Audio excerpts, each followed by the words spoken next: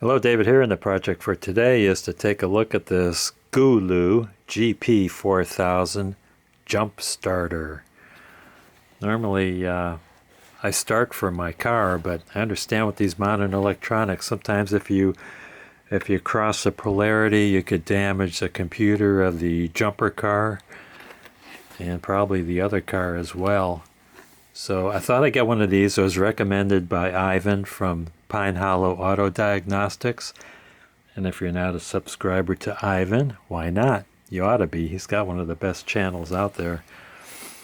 Got simple instructions on how to start a 12-volt vehicle. Made in Communist China. Capacity is, I guess, 88.8 watts. Starting current is 800 amps. Peak current is 4,000 amps. I don't know what this other stuff is. It's got an overcharge protection, overcurrent protection, short circuit protection, reverse polarity protection, high-low temperature protection, shockproof protection, overvoltage protection, overload protection, and reverse charge protection, but I think I already said that. Let's see how they package this thing.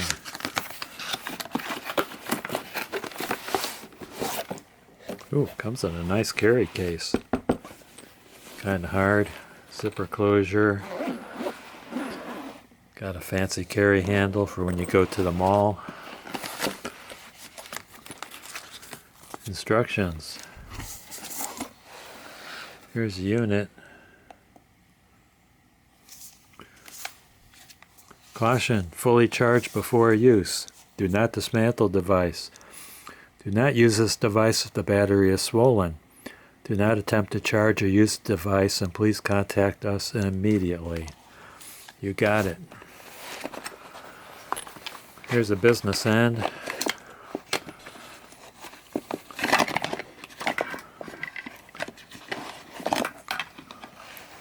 These are the clamps that are clamped to the dead battery. This plugs into the side right here where it says jumper cable. Only goes in one way. There's a rounded end and a square end. Put that in properly. Okay, I see there's a boost button there. I don't know what that's for.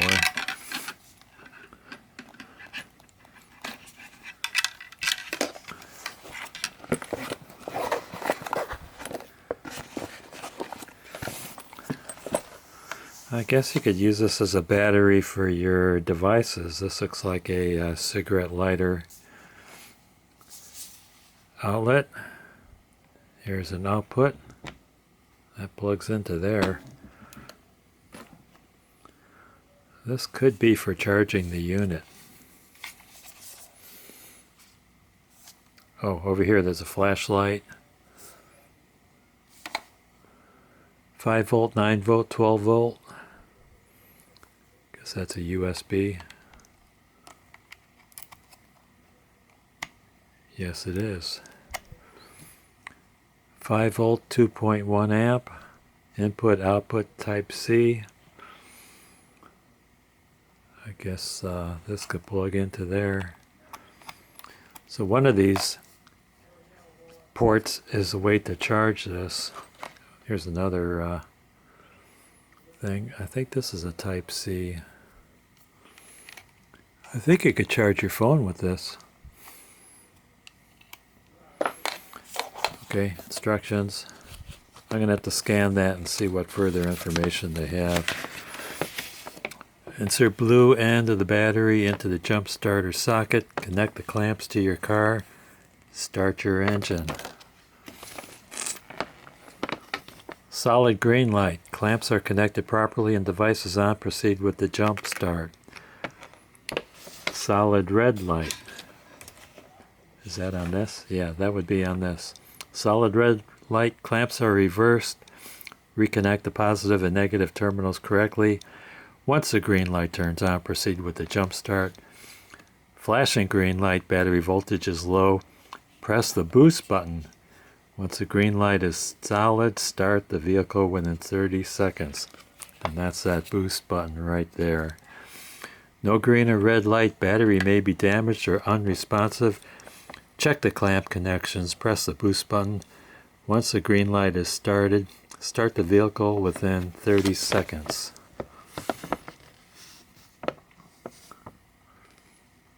Warranty is 18 months. Weight 1.8 pounds.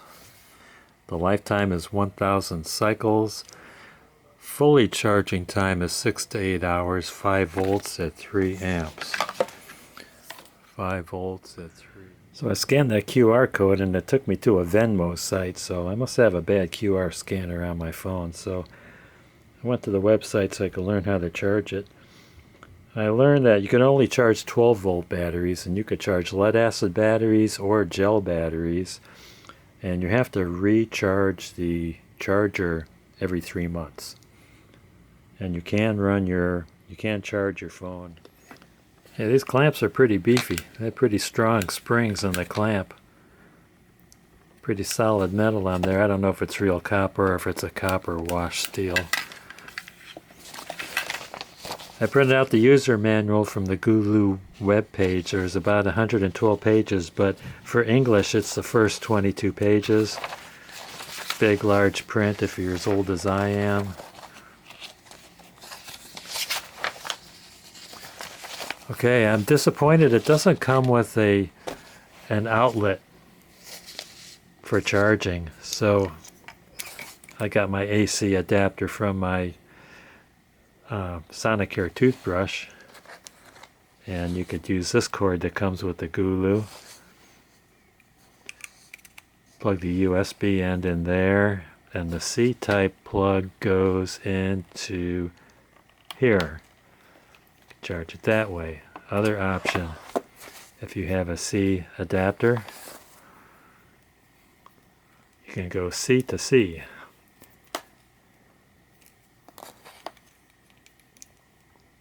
Wrong cord.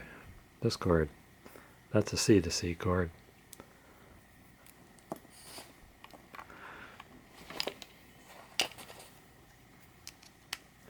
Now pressing this button shows you the state of charge. And it was at 4 bars, so it is already fully charged. When you're down to 2 bars, that's a 50% charge, and you should still be able to jump a dead battery at that. Let's take off one of the plugs here, plug it in, see what's going on. Oh great, I'm going to lose a light.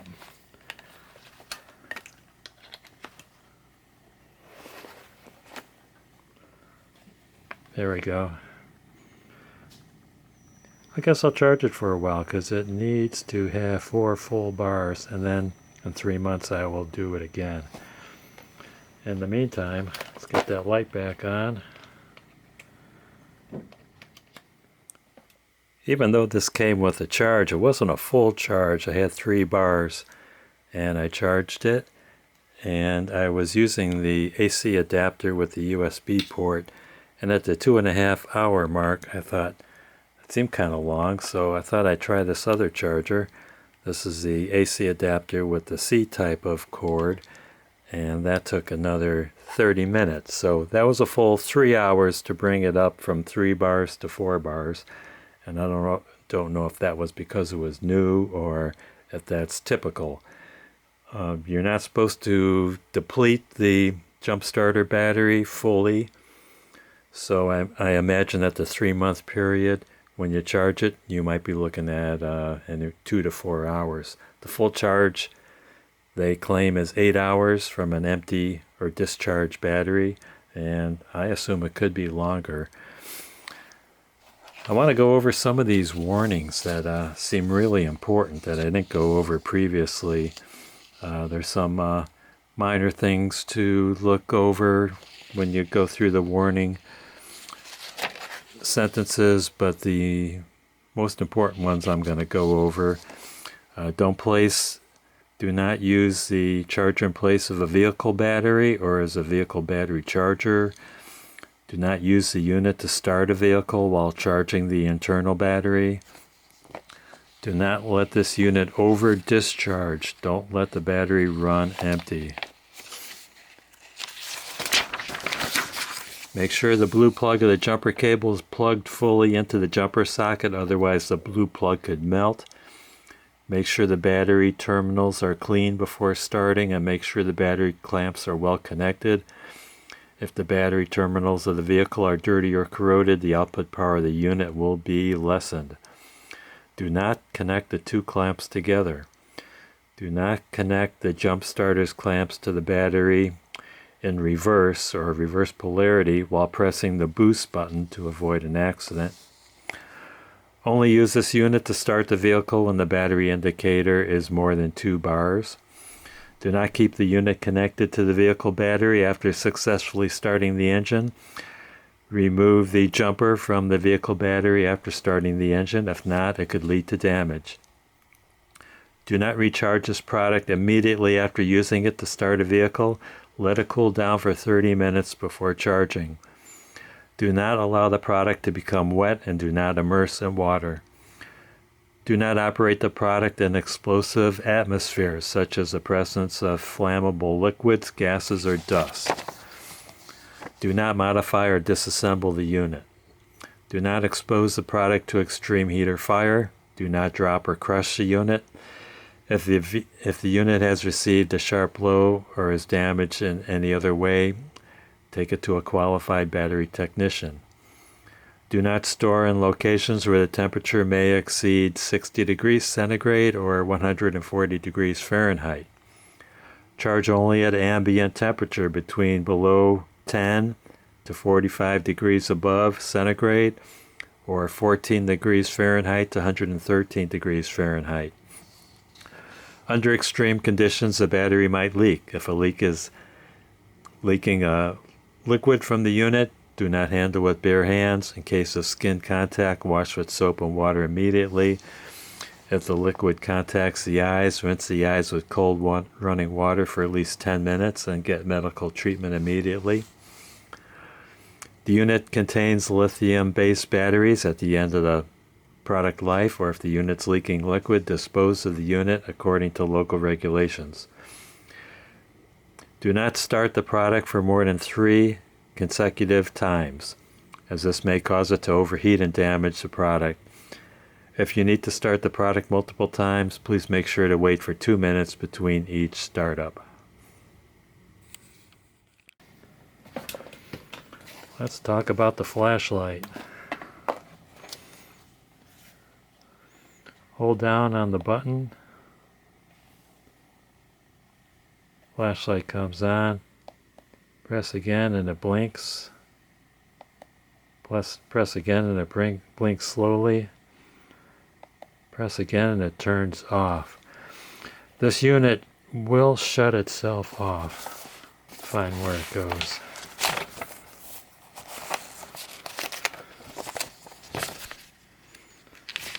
I like how big the type in this is in this. This is great.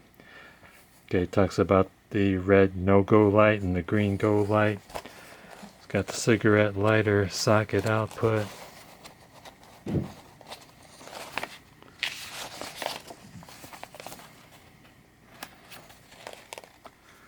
Great for charging your phone. Let's charge the phone.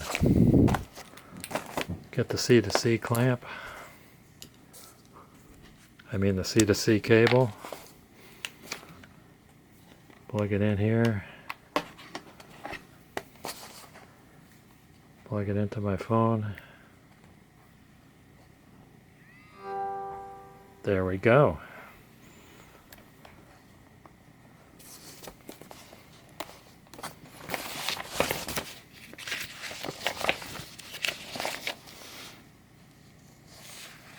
Says the full charging time is 6 to 8 hours at 5 volts.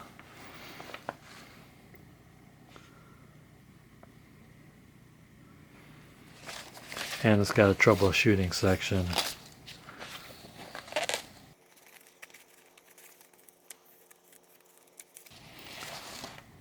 And this unit turns itself off automatically in 30 seconds when there is no load.